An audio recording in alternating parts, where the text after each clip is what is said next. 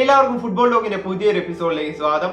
2026 FIFA world കപ്പിലേക്ക് Argentina യോഗ്യത നേടിയത് എന്തായാലും എല്ലാവരും അറിഞ്ഞു കാണും. ബ്രസീൽ അർജന്റീന മത്സരത്തിന് മുൻപ് തന്നെ അർജന്റീന അത് ഉറപ്പിച്ചിരുന്നു.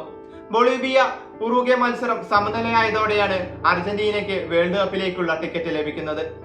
എന്നാൽ 2026 വേൾഡ് കപ്പിലേക്ക് ആതിഥേയർക്ക് പുറമെ ആദ്യമായി യോഗ്യത നേടുന്നത് രാജ്യം അർജന്റീനയല്ല, അത് ജപ്പാനാണ്.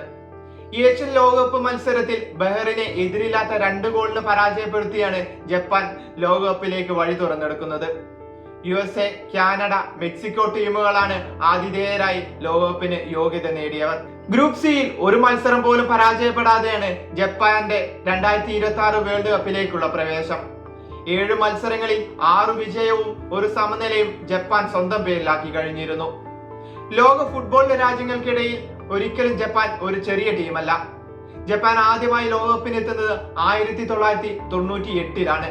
പിന്നീട് 2002, 2006, 2010, 2014, 18, 22 വേൾഡ് കപ്പുകളിലും ജപ്പാൻ യോഗ്യത നേടി. ഇതുവരെ 8 ലോകകപ്പുകളിൽ ഈ കുഞ്ഞൻ രാജ്യം ബൂട്ട് കെട്ടിയിട്ടുണ്ട്. കഴിഞ്ഞ ഖത്തർ വേൾഡ് കപ്പിൽ വൻമരങ്ങളെ കടപുഴക്കിയ ജപ്പാന്റെ പ്രകടനം ലോക ഫുട്ബോൾ ആരാധകർക്കിടയിൽ വലിയ ശ്രദ്ധ നേടിക്കൊടുത്തിരുന്നു.